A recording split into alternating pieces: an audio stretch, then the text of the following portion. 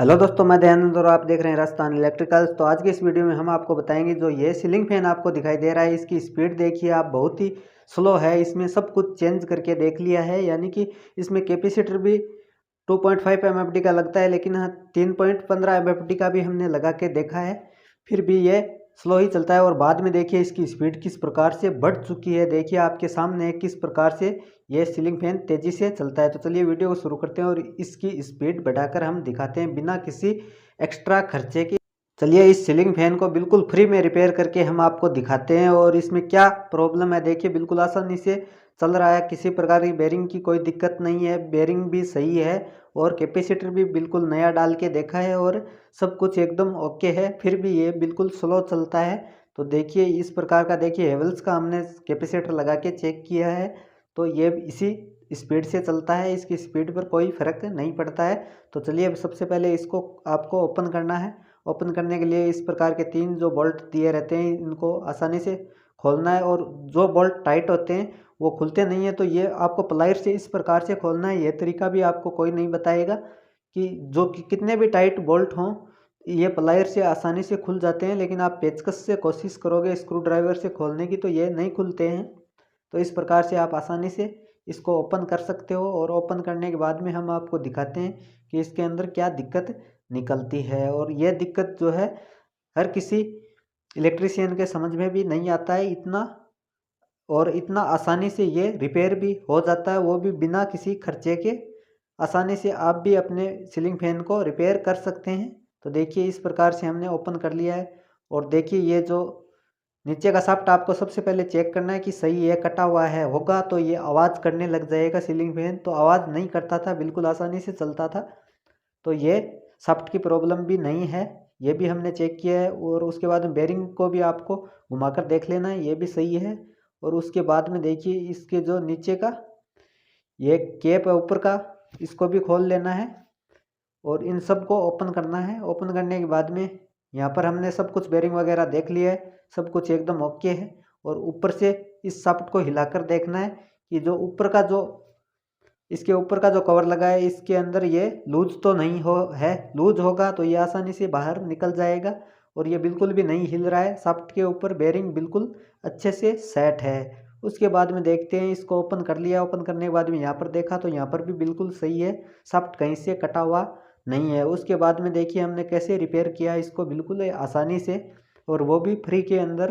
तो इस प्रकार से देखिए सब कुछ बेरिंग वगैरह चेक करने के बाद में मैं आपको बताता हूँ इसमें दिक्कत क्या निकली। ये दिक्कत इसी वीडियो में अभी आपको पता चलेगी। देखिए यहाँ पर ग्रीस वगैरह डालकर हमने नया ग्रीस डाल दिया है बेरिंगों में, ये सब कुछ ओके किया है। ये तो आप फैन सीलिंग फैन रिपेयर करते हैं तो ये तो आपको देखना पड़ेगा कि सीलिंग फैन में जो बेरिंग में ग्रीस है वो सूख गया है तो नया डालना पड़ता है। उसके बाद में देखिए यहाँ पर हम इसको डालकर दिखाते हैं इसमें दिक्कत क्या निकलती है। तो देखिए ये आपको ऊपर से दबाने पर अंदर जाना चाहिए, लेकिन ये नहीं जा रहा है। और ये देखिए इससे जो इसका जो रोटर है वो स्टेटर से देखिए कितना ऊपर रह रहा है, और इसको देखिए कितनी भी आप चोट मार लो लेकिन ये इस स्टेटर से रोटर नीचे नहीं जा रहा है, इसके बराबर में नहीं आ रहा है, काफ़ी ऊपर ये रह रहा है। तो इसका जो क्या दिक्कत है, इसमें क्यों नहीं जा रहा है, ये हम आपको बताते हैं। और इसको आपको वापस निकालना पड़ेगा। देखिए वापस निकालना भी बिल्कुल मुश्किल है, क्योंकि इतना टाइट है, ऊपर से हमने हथौड़े से ठोक दिया है, तो इसको निकालना भी बिल्कुल कठिन होगा। तो इसको हम पहले निकाल लेते हैं, क्योंकि इसके अंदर जो होल बने हैं इसके अंदर शाफ्ट डालकर हम आसानी से निकाल लेते हैं, किसी भी प्रकार की कोई दिक्कत नहीं होगी। और सीलिंग फैन ज़्यादा पुराना है तो आपको थोड़े से चोट ज़्यादा नहीं मारना है, वरना इसके पेपर भी जड़ सकते हैं, यानी कि पेपर इसके गिर जाएंगे। उसके बाद में देखिए हमने नीचे का शाफ्ट है इसको घिस दिया है, जो रेगमाल आता है जो हम लोहे पर जंग वगैरह उतारने के लिए काम में लेते हैं, उससे हम इस शाफ्ट को अच्छे से घिस लिया है। क्योंकि ये शाफ्ट ज़्यादा, इसकी मोटाई ज़्यादा की गई थी, कभी रिपेयर करने के लिए आया होगा तो इसकी जो हथौड़े से जो खांचे बनाकर इसकी मोटाई अधिक कर दी गई, जिससे ये पूरा अंदर तक नहीं जा रहा था। तो इसको वापस हमने घिसकर साफ कर लिया और थोड़ा सा इसका साइज है वो कम कर दिया है शाफ्ट का। तो इसके बाद में देखिए ये आसानी से अंदर तक चला जाएगा, इससे भी नहीं जाता है तो थोड़ा और आप इसको घिस सकते हैं। घिसने के बाद में देखिए ये आसानी से रोटर और स्टेटर दोनों एक सीध के अंदर एक सीध के अंदर आसानी से आ गए हैं, किसी प्रकार की कोई दिक्कत नहीं है। तो इस प्रकार से देखिए हमने सेट कर दिया है और सेट करने के बाद में इसको वापस से अच्छे से फिटिंग करनी है इसकी। और फिटिंग करने के बाद में हम आपको चलाकर दिखाएंगे कि इसकी स्पीड पर कितना फ़र्क पड़ता है। तो देखिए ये प्रॉब्लम आपको आज तक कोई नहीं बताया होगा, जो कि ये अधिकतर सीलिंग फैन के अंदर आपको देखने को मिल सकता है, जो काफ़ी बार कहीं पर भी रिपेयर होकर आते हैं, उसके बाद में दोबारा रिपेयर होने के लिए आपके पास आते हैं। तो ये प्रॉब्लम आप देख सकते हैं। तो देखिए सबसे पहले आपको कैपेसिटर का कनेक्शन वगैरह कर लेना है। हमने इसकी फिटिंग कर दी है और इसका कनेक्शन करना है। तो कनेक्शन करना बिल्कुल आसान होता है। कैपेसिटर आपको उन 2 वायरों के अंदर कनेक्ट करना है जिसमें आपका जो सीरीज का बल्ब है वो सबसे कम जलता हो। तो देखिए हम बारी बारी से सभी के अंदर जलाकर देखते हैं। तो देखिए यहाँ पर आप और इसका बॉडी अर्थ भी चेक कर सकते हैं, यानी कि बॉडी में करंट नहीं आना चाहिए।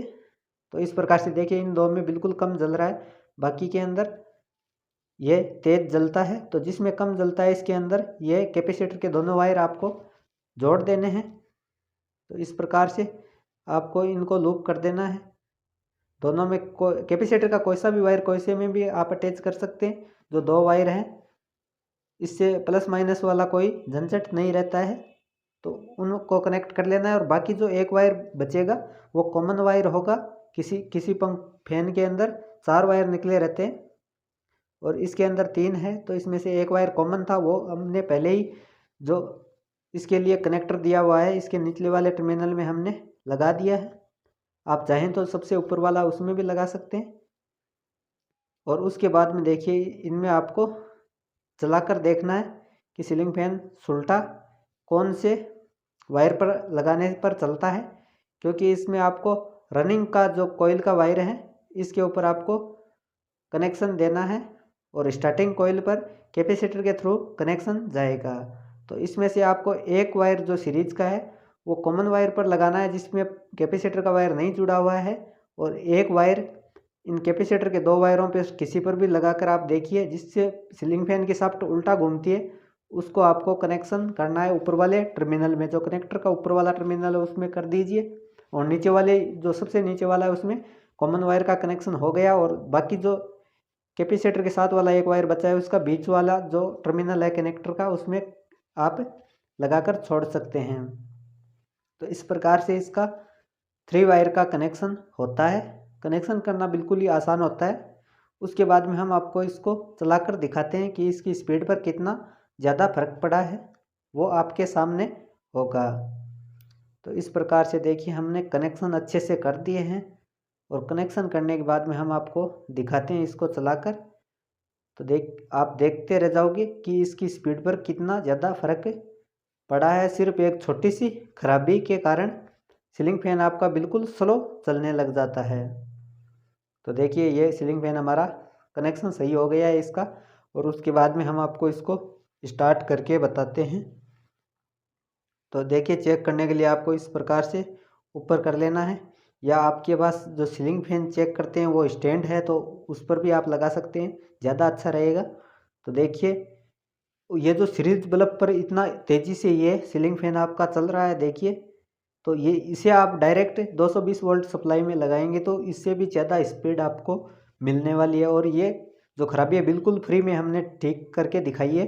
तो चैनल पर पहली बार है, चैनल को सब्सक्राइब कर लीजिए। चलिए मिलते हैं अगली वीडियो में, तब तक के लिए धन्यवाद दोस्तों।